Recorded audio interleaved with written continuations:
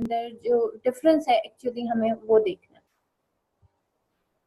यहाँ पे देखिएगा human animal communication, language is primarily human, ठीक है, लैंग्वेज बेसिकली प्राइमरीली ह्यूमन ही है। It is human also that possesses language and use it for communication, और ये इंसान ही है जो कि लैंग्वेज को पोजेस करते हैं और इसको यूज करते हैं कम्युनिकेशन में।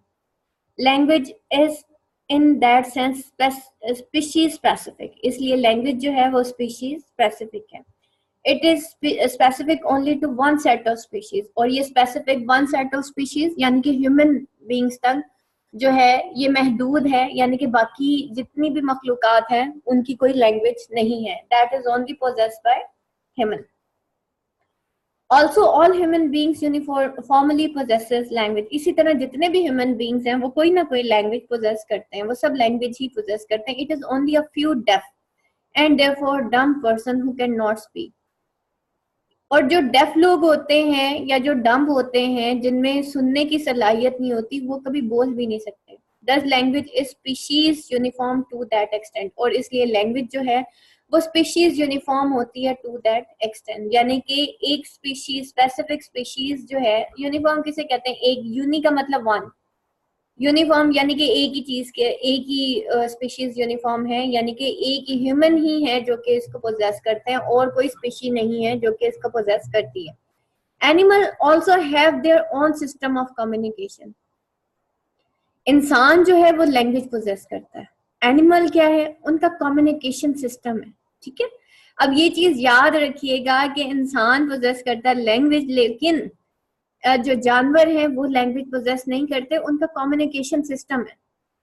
So animals also have their own system of communication, but communication between them is extremely limited. लेकिन उनके दरमियान जो communication है वो extremely limited है।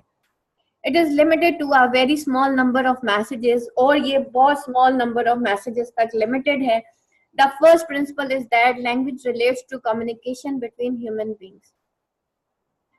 और ये जो जानवरों की जबान होती है ना, ये बहुत स्मॉल नंबर ऑफ मैसेजेस तक महदूद रहती है। आपने कैरेक्टरिस्टिक्स ऑफ लैंग्वेज अगर आपको याद हो तो उसमें एक चीज है, हम कहते हैं कि ये जो मक्खियां होती हैं वो सिर्फ भिन भिन आती हैं, बोल थोड़ी रही होती है, ठीक है। एक मक्खी दूसरी मक्खी से अपने मसले नहीं बयान कर रही होती, वो अगर फूल के पास आएगी, इसी तरह मच्छर है वो भी भिन भिना ही रहा होता है। जो चिड़ियां होती हैं वो चिपिंग कर रही होती हैं, क्रोज जो है वो क्रोइंग कर रहे होते हैं, हॉक्स जो है वो भी क्रोइंग करते हैं।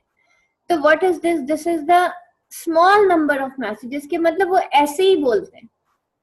जबकि इंसान क्या है, इंसान डिफरेंट इलाकों में, अब चिड़िया जो है किसी भी इलाके में चले जाएं, कोयल जो है वो किसी भी इलाके में चले जाएं, नाइटिंगेल जिस इलाके में मर्जी चले जाएं वो कू ही करेगी, वो इसके अलावा और कोई लैंग्वेज नहीं बोलेगी। तो इस वजह से जो उनके नंबर ऑफ मैसेजेस होते हैं वो बहुत महदूद होते हैं, वो बहुत ज्यादा वास्ट नहीं होते। The first principle is that language relates to the communication between human beings, और लैंग्वेज जो है वो क्या है,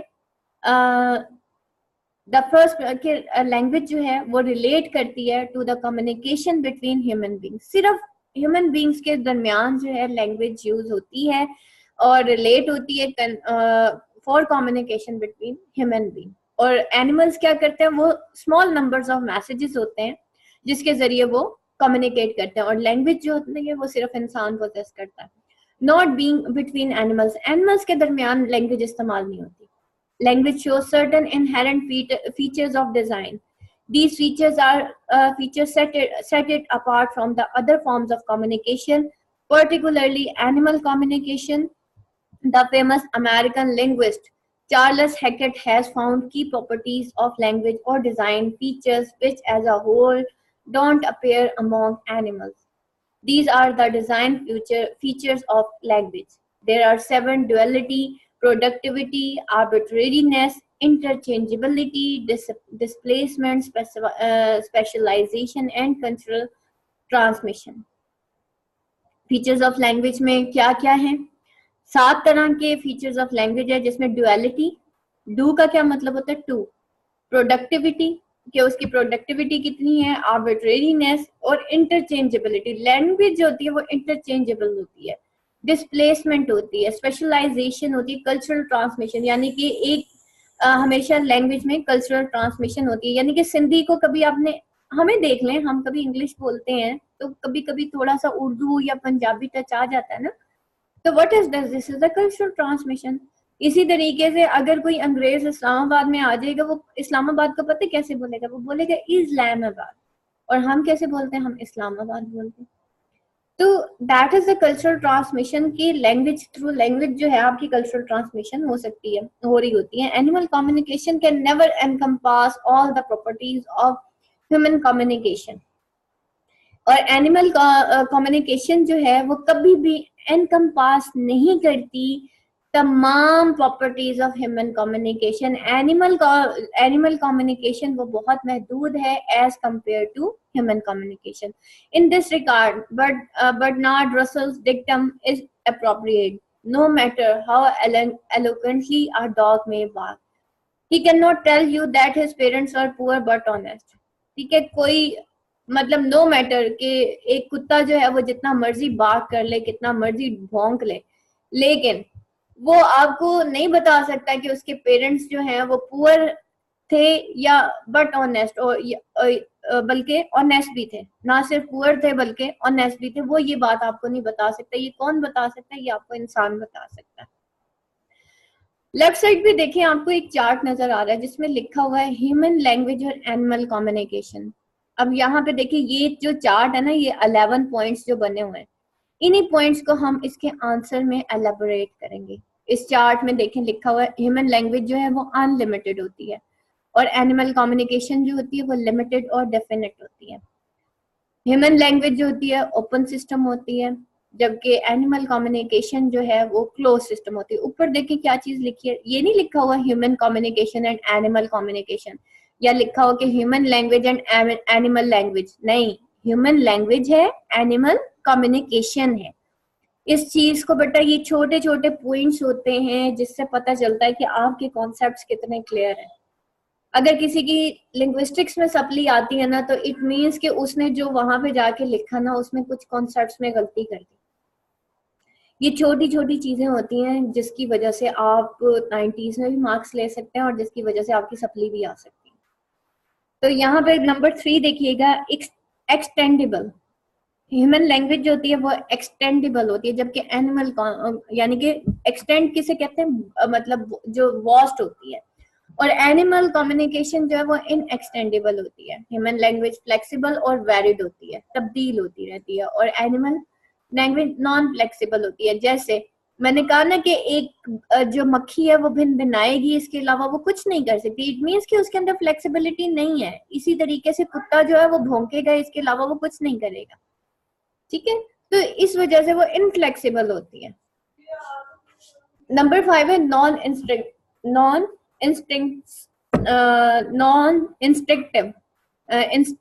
इंस्ट्रक्टिव जो ह्यूमन लैंग्वेज होती है, बेटा ये स्पेलिंग जरा सही कर लीजिएगा, ये है नॉन इंस्ट्रक्टिव। ठीक है, नॉन इंस्ट्रक्टिव होती है, जबकि एनिमल कम्युनिकेशन जो है वो इंस्ट्रक्टिव होती है। ह्यूमन लैंग्वेज जो है वो एक्वायर्ड होती है, और एनिमल लैंग्वेज इनहेरेंट होती है। अच्छा, ये एक्वायर्ड और इनहेरेंट का ना कॉन्सेप्ट आपका साइकोलिंग्विस्टिक्स में भी आएगा। अब समझ ले एक्वायर्ड क्या होता है और इनहेरेंट क्या होता है। एक्वायर्ड होता है जो आप सोसाइटी से कोई चीज एक्वायर करते हैं। हम जो लैंग्वेज है ना वो हमारी इनहेरेंट नहीं होती, हम जिस सोसाइटी के अंदर रहते हैं ना, हम वो वाली लैंग्वेज एक्वायर कर लेते हैं। उसी तरह का हमारा बोलने का अंदाज हो जाता है, उसी तरह से हम बिहेव करना शुरू हो जाते हैं। इसी तरीके से सोसाइटी से हम एक्वायर करते हैं। यानी कि ऐसा नहीं है बच्चा पैदा हुआ तो वो उर्दू थोड़ी बोल रहा होता है। क्या होता है, बच्चा जब पैदा होता है तो वो उर्दू तो नहीं बोल रहा होता, वो तो रो रहा होता है बेचारा, और वो फिर बैबलिंग शुरू करता है। फिर वो जो है वो कुछ ना कुछ मुंह में टूटे फूटे वर्ड्स यूज करता है। फाइनली वो वाली जो लैंग्वेज है उसको एक्वायर करता है जो उसकी सोसाइटी में बोली जाती है। अगर मेरे इर्द गिर्द के लोग जो हैं वो उर्दू बोलते हैं, तो बीइंग अ चाइल्ड मैं भी उर्दू बोलूंगी। ठीक है, मैं एक्वायर करूंगी उर्दू। अगर एक बच्चा इंग्लिश सोसाइटी में पैदा होता है तो वो जो है कौन सी लैंग्वेज एक्वायर करेगा, जो है वो जिस उस सोसाइटी में इंग्लिश। इसी तरह इनहेरेंट में देखें क्या, एक कुत्ते का जो बच्चा है ना वो भौंकेगा जैसे कुत्ता भौंकता है, ठीक हो गया। तो इट मीन्स के दैट इज द इनहेरेंट, क्योंकि वो कुत्ते का बच्चा है, वो जो है इस वजह से वो बात करता है। इसी तरह से एक बी जो है वो जितनी मर्जी उसके बच्चे हो जाए वो क्या होंगे, वो इनहेरिटेंटली वो बज ही करेंगे, इसके अलावा वो कुछ नहीं करेंगे, चाहे वो पाकिस्तान में रहे, चाहे वो इंडिया में रहे, चाहे किसी भी दुनिया के खित्ते में रहे, लेकिन जो बी है वो बज ही करेगी, कोयल जो है वो कू ही करेगी। तो इट मीन्स कि वो जो है जहां से वो इनहेरेंट यानी कि जिस स्पीशी से वो रिलेट करते हैं वो उनकी लैंग्वेज, उनकी जो कम्युनिकेशन होती है वहां से इनहेरेंट होती है। इसी तरह नंबर 7 क्रिएटिविटी। ह्यूमन जो लैंग्वेज बोलता है उसके अंदर क्रिएटिविटी होती है। फॉर एग्जाम्पल मैं अब ये मैंने आपने आपको बोला क्रिएटिविटी, ठीक है, क्रिएटिविटी। अब देखें यहाँ पे मैंने ई ए के ऊपर स्ट्रेस कर दी क्रिएटिविटी, तो मैं क्या कर रही हूँ, मैं ई ए के ऊपर स्ट्रेस कर दी, लेकिन मैं एक और तरीके से भी बोल सकती हूँ क्रिएटिविटी। अब मैंने टी के ऊपर स्ट्रेस कर दिया, तो ये कितने वर्ड्स हैं यहाँ पे, क्री को E T V T, 5 syllables हो गए ना।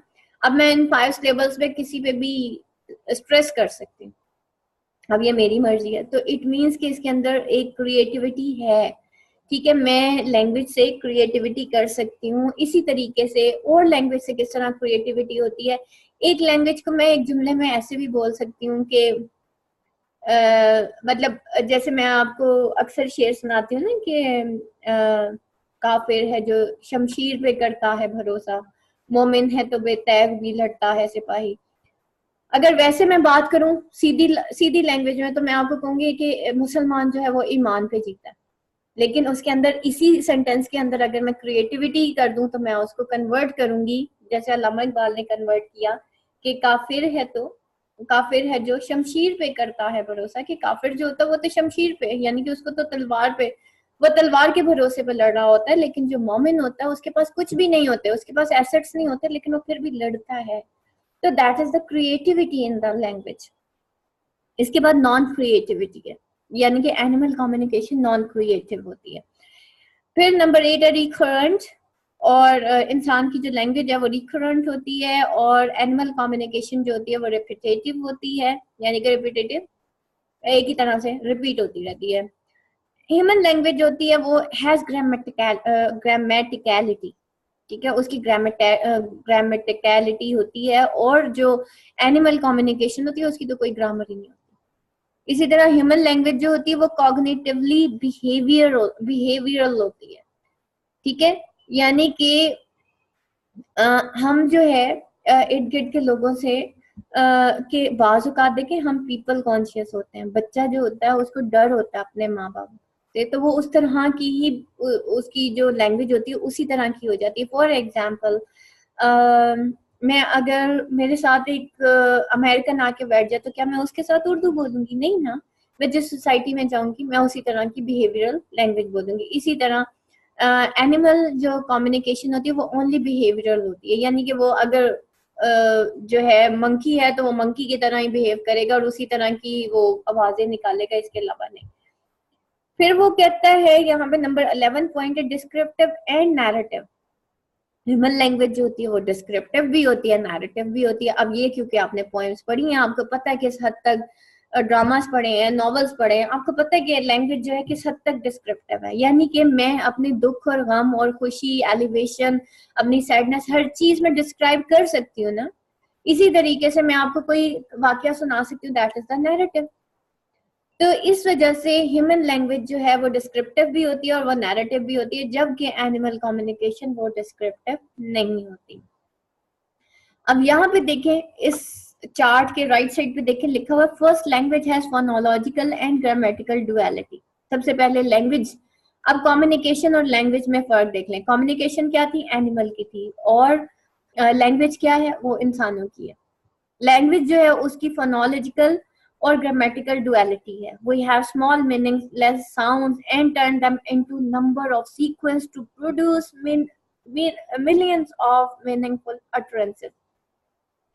अच्छा यहाँ पे इस पॉइंट को समझिएगा कि हमारे पास जो है ना स्मॉल मीनिंगलेस साउंड्स होती है। अब देखिए ये साउंड वर्ड लिखा हुआ है ना, यहाँ पे लिखा हुआ है एस OUNDS।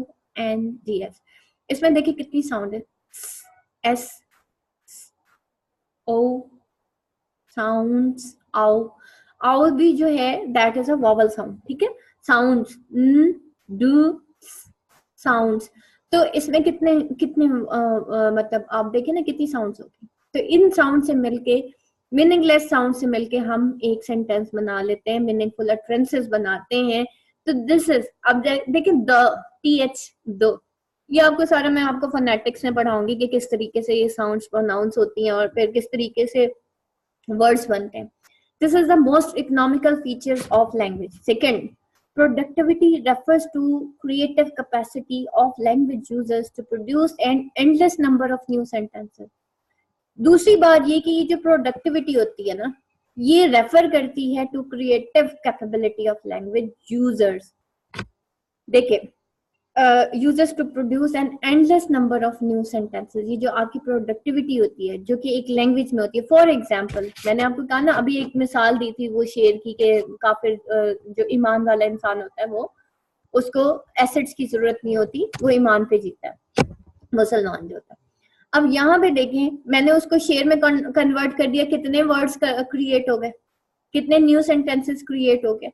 तो द थिंग इज दैट कि ये अब एक कैपेसिटी है जो कि लैंग्वेज यूज कर रहा है। लाइक अल्लामा इकबाल की मैंने मिसाल दी, तो अल्लामा इकबाल ने उर्दू ही लैंग्वेज को यूज करके या तो दरिया को कूजे में बंद किया या उसी के अंदर क्रिएटिविटी का लेवल प्रोड्यूस कर दिया, in contrast to communication system of individuals which are limited to set formulas and thus unproductive।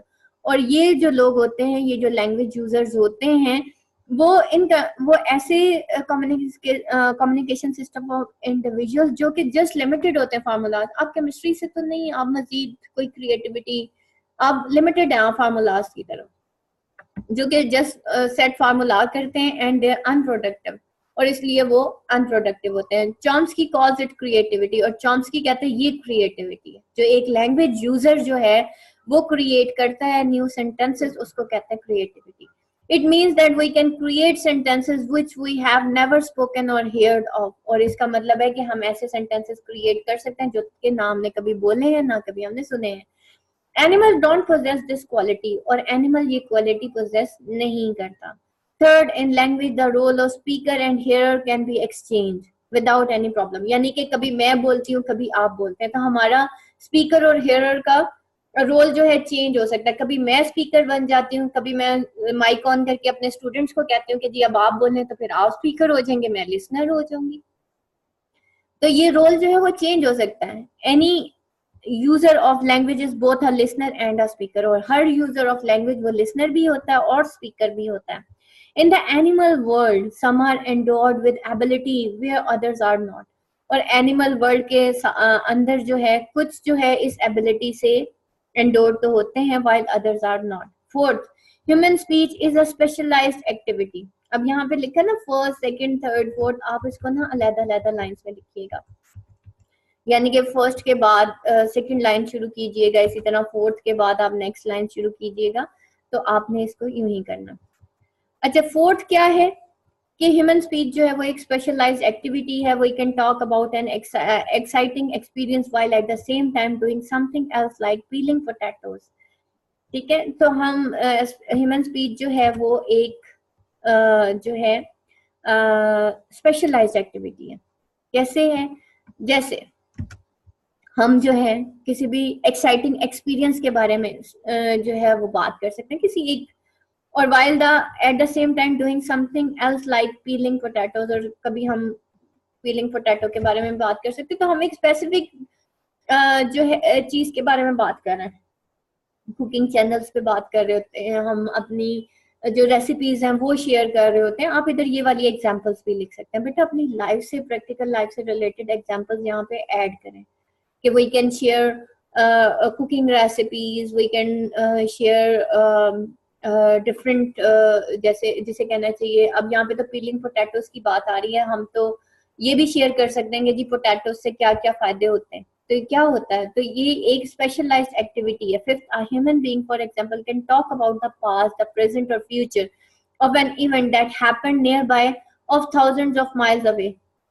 Human being जो है वो एक पास्ट, प्रेजेंट और फ्यूचर, या एक इवेंट जो कि अभी करीब ही वाक़ हुआ है या 1000 माइल्स अवे कुछ हुआ है, वो भी इंसान जो है वो उसके बारे में बात कर सकता है. An animal can not do that. एक एनिमल जो है वो ये नहीं कर सकता.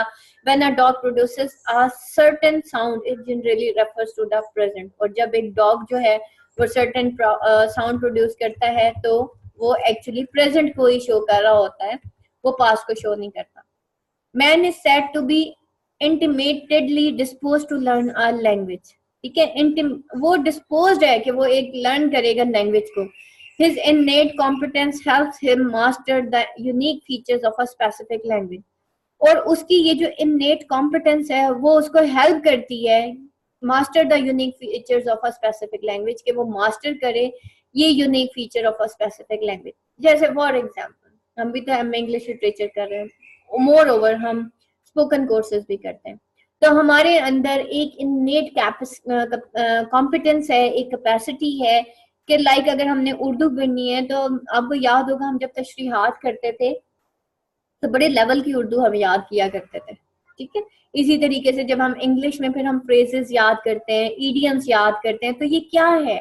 दैट इज कि इंसान जो है ना वो इंटीमेटली डिस्पोज है टू लर्न अ लैंग्वेज, और यही उसकी इन्नेट कॉम्पिटेंस है जो कि उसको हेल्प आउट करती है. ये जो हमारे अंदर का ये जो इन्नेट कॉम्पिटेंस है ना, यही हमें हेल्प आउट करती है कि हम यूनिक फीचर्स ऑफ एक स्पेसिफिक लैंग्वेज जो है उसको लर्न करें. Thus, language is transmitted from generation to generation. Animals don't learn their call system from elders. Their knowledge is inherent. वो एल्डर से नहीं सीखते, उनका नॉलेज इनहेरेंट होता है. एक कुत्ता है उसने गोश्त ही खाना है, एक चिड़िया है वो दाना ही खाएगी, इसी तरह वो चिरपिंग ही करेगी. ठीक है, इनहेरेंट होती है उनकी हर चीज. Language is both species specific and species uniform. We acquire our native tongue by cultural transmission. हम अपनी native tongue क्यों acquire करते हैं? Due to cultural transmission. हमने जो native language acquire की हुई है वही है. This is not inherited, this is acquired. और इंसान और जो लैंग्वेज एनिमल होता है उसमें हमने देखा था ना कि वो इनहेरेंट होती है उनमें लैंग्वेज. कम्युनिकेशन सिस्टम जो है वो उनका इनहेरेंट होता है. It is by means of our native tongue that we receive the cultural transmission. और ये हमारी नेटिव टंग की वजह से होता है कि हम रिसीव करते हैं कल्चरल ट्रांसमिशन को. That we learn and adopt, जो कि हम लर्न भी करते हैं और हम अडॉप्ट भी करते हैं. This is the spiral that has driven human development. और ये वही स्पाइरल है जो कि ड्राइव करता है ह्यूमन डेवलपमेंट को. Animal communication differ from human communication in many ways as illustrates in the chart. जो अभी हमने चार्ट पढ़ा उसमें वो बताया गया है. Further more language makes use of discrete symbol. Language के अंदर ना डिस्क्रीट सिंबल्स होते हैं. अब मैं आपको सिंबल्स बताती हूँ क्या होते हैं. While animals communication systems are often continuous और non discrete, one can clearly distinguish between ख. दिस इज ख साउंड, दिस इज नॉट के लिखा हुआ है. उसके साइड पे देखें लाइंस, टेढ़ी सी लाइंस है, इसका मतलब है दैट इज द साउंड. ठीक है, that is not K, that is what is this? This is ख साउंड. ए एंड ई, और साइड पे देखें जो लाइंस लगी हुई हैं, दैट इज ए. एंड थ sound in the word cat. Cat जो है वो कौन सी थ्री साउंड से मिलके बनती है? खे, ए, थ. अब आप अगर ये वाले सिंबल्स देखें ना जो यहाँ पे लिखे हुए हैं, ये जो साउंड्स लिखे हुए हैं, कभी डिक्शनरी खोलिएगा. और हमें कभी डिक्शनरी नहीं पढ़ने आती जब तक कि हमें ये ना पता हो कि इनकी साउंड्स क्या है. आप आज डिक्शनरी जरा खोलिएगा, अपनी कोई भी डिक्शनरी खोल लें, आपके अगर लैपटॉप में या आपकी मोबाइल के अंदर सेव्ड है, जरा डिक्शनरी खोलिएगा, उसके अंदर इस तरह की साउंड्स बनी होंगी. इन साउंड्स को जोड़ के हम एक वर्ड्स बनाते हैं. कैट के अंदर कौन सी साउंड है? CAT, कैट नहीं हम पढ़ेंगे. अब हम क्या पढ़ेंगे? क्योंकि अब आप लिंग्विस्टिक्स पढ़ रहे हैं. नाउ आप देखें कि मॉन्टेसरी स्कूल्स होते हैं ना, उसके अंदर इसी तरीके से पढ़ाते हैं. ख, ए, ठ, कैट. ख, ए, ठ, कैट. तो कैट. और इंग्लिश में एक चीज और देखिएगा, क साउंड नहीं है. हम उर्दू में काफ बोलते हैं, इंग्लिश में बेटा काफ कोई साउंड नहीं है. इंग्लिश में ख साउंड है, कैट. ठीक है, कैन, क्लियरली. तो ये ख साउंड है, दैट इज नॉट द क साउंड. कैट नहीं होता, कैट होता है. तो जब आप लिंग्विस्टिक्स सीखेंगे तो इसमें आपको बहुत सारी साउंड्स जो हैं, आपको अंदाजा होगा कि हम बहुत सारी साउंड्स उर्दू में प्रोड्यूस कर रहे होते हैं। हालांकि काफ जबर का उर्दू में तो है, लेकिन ख खैट, ठीक है, ख खैट। तो इस तरह से इंग्लिश में क कोई साउंड नहीं है, इंग्लिश में खैट ही है। But continuous or non-discrete, but one cannot identify different discrete symbols in long humming sound. लेकिन एक इंसान जो वो ये आइडेंटिफाइड नहीं कर सकता कि वो जो हमिंग साउंड होती है उसके अंदर जो डिस्क्रीट सिंबल्स जो है वो प्रोड्यूस होते हैं, दैट आ बी प्रोड्यूसेस। जो एक बी हमिंग साउंड प्रोड्यूस करती है वो एक इंसान नहीं समझ सकता। A bee's dance or a cock's crow is today the same as it was 200 years ago. It is not so in case of language. Language is changing, growing every day, and new words are coming up. Human language is far more structurally complex than animal communication. Human language is complex while there is no complexity in lamb's cry. Human language जो है वो तो complex है, लेकिन एक lamp की cry के अंदर कोई कॉम्प्लेक्सिटी नहीं है, ठीक है। In short, there is a great difference between the two species, yet in many ways human interpret the behaviour of domestic animal.